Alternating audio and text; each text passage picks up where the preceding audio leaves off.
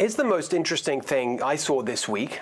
The New York Times commissioned a pair of focus groups, one with Democrats, one with Republicans, to find out their attitudes to the state of our democracy, January the 6th, all of that.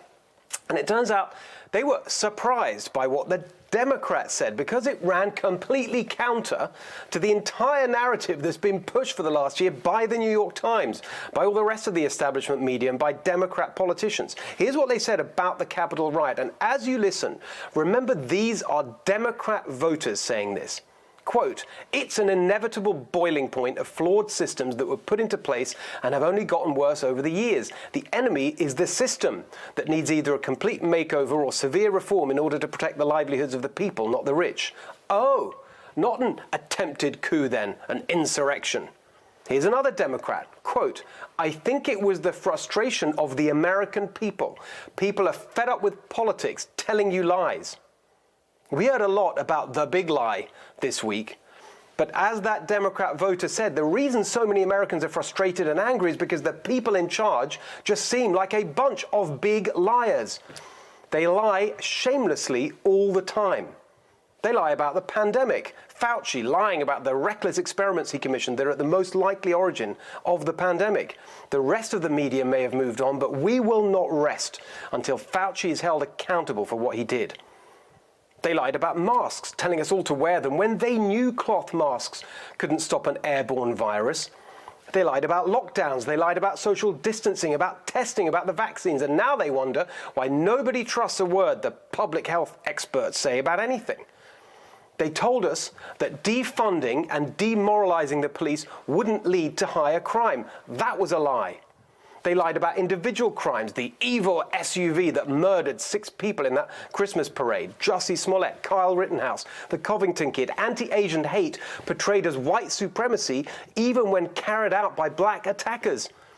They lied, they continue to lie about Biden family corruption. In fact, they don't just lie, they censor the truth. They lie about the economy. They said spending trillions of dollars wouldn't fuel inflation. And now look, they said the supply chain crisis was just rich people worrying about their treadmills. They lie incessantly about their climate crisis. They pretend we can hit their carbon targets without natural gas and nuclear power.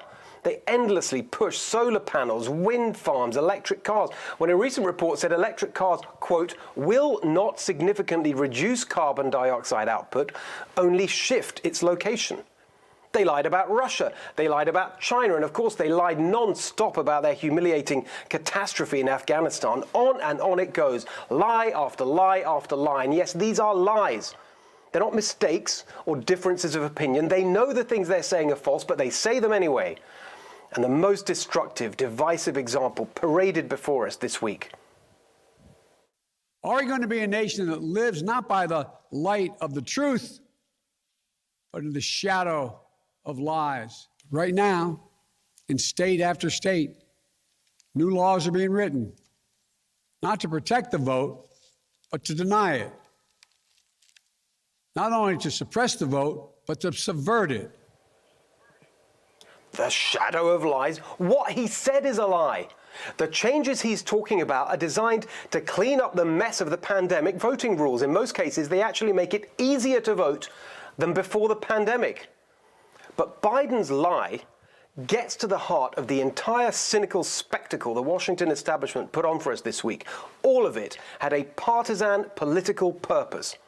Why are the Democrats, after an election in which more people voted than ever before in history, hysterically screaming hyped up nonsense about our democracy being under attack?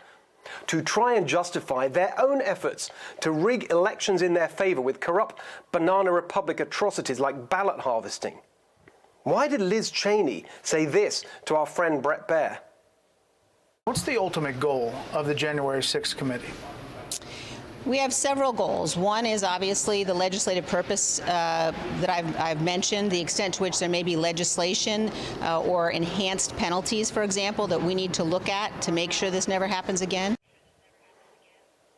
She knows what the congressional rules say, that there's no legitimacy to the January 6th committee unless it has a legislative purpose. But what potential legislation is she burbling on about? Of course, the whole thing is about stopping Trump by trying to prove he organized an insurrection. But I just read Michael Wolff's book about the election and its aftermath, hardly a pro-Trump account. It's absolutely clear, far from coordinating the riot, Trump was almost entirely focused on what was going on inside the Capitol, what Mike Pence would do. And even that was not exactly some evil genius scheme to overturn the election. Apparently, John Eastman, the lawyer who persuaded Trump that the vice president could send the votes back to the states, he didn't even believe in what he was saying himself. Obviously, the establishment are exploiting January the 6th to try and destroy Trump, his movement and his ideas. But who do they think wants to go back to the establishment GOP and its open borders, endless war, suck up to China, the rich get richer and American workers get screwed? Trump's populism is popular. It's why the Republican Party is becoming a multiracial, working-class coalition. And it's why we need to tell the truth to ourselves, too, that you're not going to win the next election by whining about the last one. Let the establishment obsess about all that. They look ridiculous.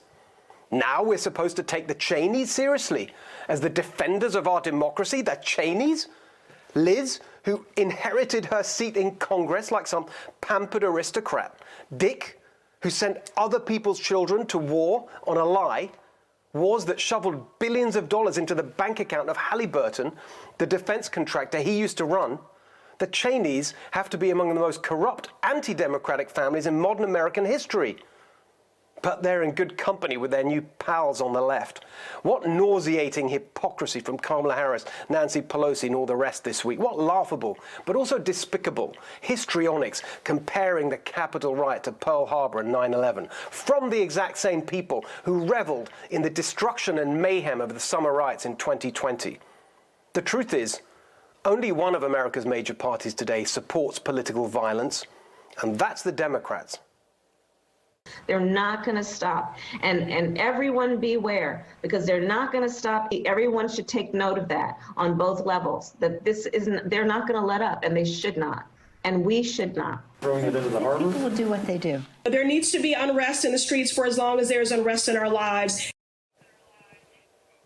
They only care about riots when it hits their place of work. These sanctimonious, self-righteous charlatans, Biden, Harris, Pelosi, who've never started a business or created a job in their corrupt lives, they couldn't give a crap about someone's small business being burnt to the ground. I don't remember their grandiose speeches honoring the dozens who lost their lives at the hands of the left-wing mob. Every decent American will look upon them with complete contempt. And so this is how we enter 2022, with a political establishment utterly mired in lies, hypocrisy, and incompetence. The pitiful symbol of it all, the bumbling fool in the White House. There's a lot of reason to be hopeful in 2020. But for God's sake, please take advantage of what's available. Just look at him. He looks half dead, slurring his words, can't remember what year it is. Can we really put up with 3 more years of this? And on this point, there was actually some honesty on display this week, and amazingly enough, it came from a Democrat. Here's the head of a progressive political group, AOC's former communications director, talking about Biden. He's deeply unpopular. He's old as, well, it starts with S and ends in hit. He's largely been ineffective, and I think he'll probably get demolished in the midterms. And that's from a Democrat. You see, just as we saw at the start, many Democrats aren't buying the BS of their leaders. As that member of the New York Times focus group said, people have lost faith in the entire system, and they're right. You can't trust the politicians, you can't trust the bureaucrats, you can't trust the technocrats, you can't trust the experts, you can't trust the media, you certainly can't trust big tech. So in the face of all this, we come back to the idea that is at the heart of this show. Trust the people. Positive populism. Put power in people's hands, and they will use it wisely. That's the next revolution we need. Tell us what you think at Steve Hilton X and at NextRevFNC, and share this message. Hey, Sean Hannity here. Hey, click here to subscribe to Fox News YouTube page and catch our hottest interviews and most compelling analysis. You will not get it anywhere else.